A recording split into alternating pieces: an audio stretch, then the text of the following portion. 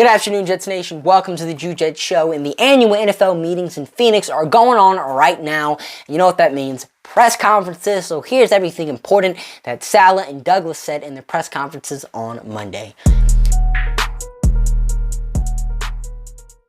Now, before we get into the press conferences, I do want to talk about Jackson requesting a trade. For those that do not know, former NFL MVP Lamar Jackson requested a trade from the Baltimore Ravens on March 2nd. And I'm not really surprised that information didn't get leaked until now by Lamar Jackson himself, simply because he has no agent.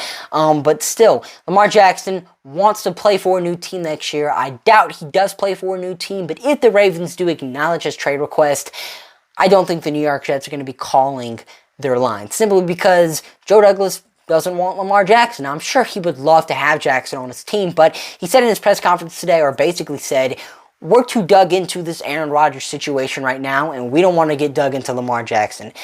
And that's just sad. I mean, while the Jets would probably love to have Lamar Jackson, they want Aaron Rodgers more. And that's just that. I mean, it's basically Aaron Rodgers' bust at this point. Although if we don't get Aaron Rodgers, I'm sure the Jets would be happy to call the Ravens about Lamar Jackson's availability.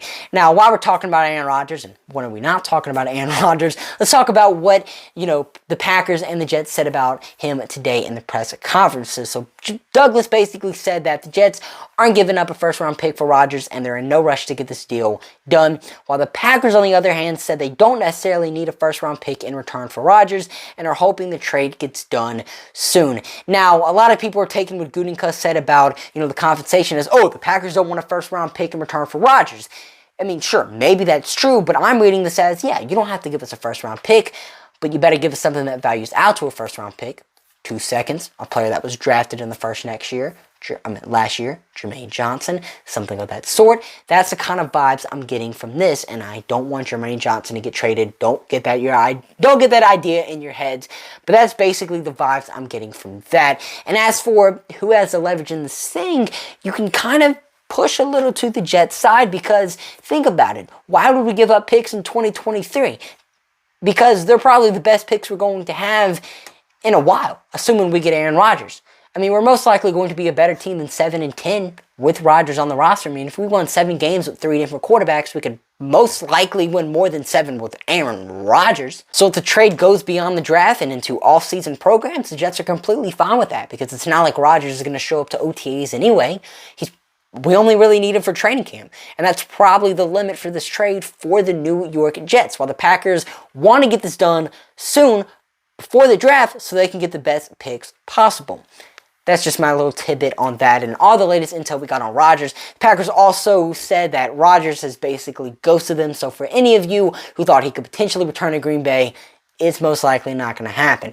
Now, moving on to some free agents the Jets are interested in. Robert Saleh and Joe Douglas confirmed the New York Jets have interest in Ben Jones, Calais Campbell, and Odell Beckham Jr. We already knew this was true, but it's good to see that the New York Jets have confirmed those reports. And Calais Campbell actually has a visit with the New York Jets scheduled for Thursday, while Douglas said that a visit with Odell Beckham Jr. is a possibility. So it's great to see that the New York Jets have interest in adding these 3 players to the roster, and they would absolutely help us out a ton. It would be some players definitely that could be beneficial to a potential Super Bowl run. Jets also confirmed the reports that they don't have interest in Ezekiel Elliott, with Robert Saleh saying they like the way the running back room is right now. And the final thing we're going to be talking about is the news about players that are currently on the roster.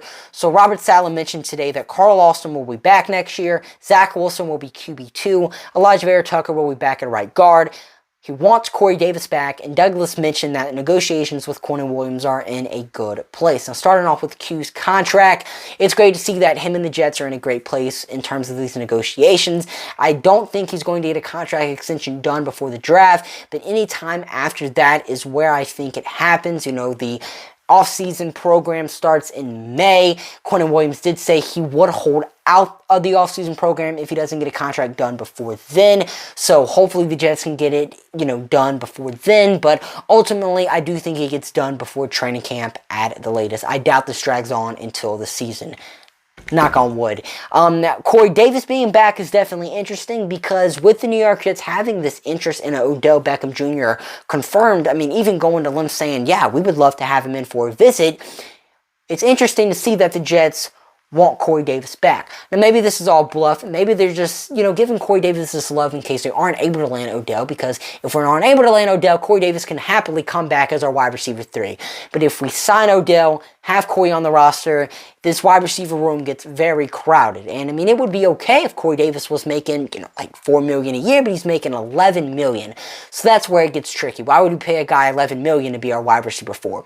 That really just doesn't add up. So it's interesting to see that the Jets want Corey Davis back next year. Carl Lawson coming back also adds a lot of fogginess to the Jets' edge rusher plans, or at least my plans for the edge rusher, because I was fully thinking the Jets were going to cut Carl Lawson this offseason so Jermaine Johnson and Bryce Huff could have more snaps on our defense. But with Carl Lawson coming back, the Jets are essentially having the same defensive line as last season, where Jermaine Johnson didn't get a lot of snaps, Bryce Huff didn't get a lot of snaps, and John Frank Lamar and Carl Lawson got most of the snaps. And obviously, we want Jermaine Johnson and Bryce Huff to see the field more.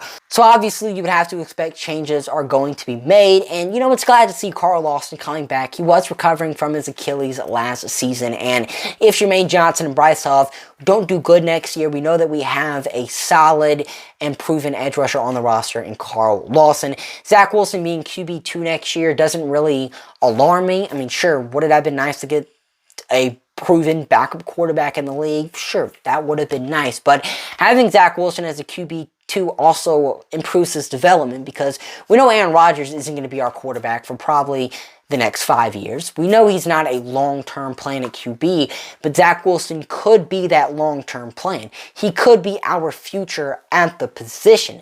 And yeah, Aaron Rodgers developing him is going to be very beneficial for him, but having him as a backup quarterback, keeping him on his feet and toes, getting him ready for if anything were to happen for Aaron Rodgers is also very important. Making him not stop working. That's what we need Zach Wilson to do. Not having him sit on his butt the entire year watching games from a luxury box and the stands, knowing that, hey, I'm never going to play this year. That's not really great for his mindset as well. So having Zach Wilson as the quarterback too, I like. And Elijah Vera-Tucker moving back to right guard, I mean, I'm cool with that. Sure, he was good at tackle last year, but he's better at guard. I mean, that's just it. And this also eliminates the Jets from searching for a right guard this year. I mean, if we want to tackle, we can draft one, or have Dwayne Brown and Mekhi Becton be our tackle do it next year. Or maybe even Max Mitchell, depending on what his blood clocks look like. So keeping Elijah Vera-Tucker at right guard just eliminates a lot of questions that the Jets don't need to have answered.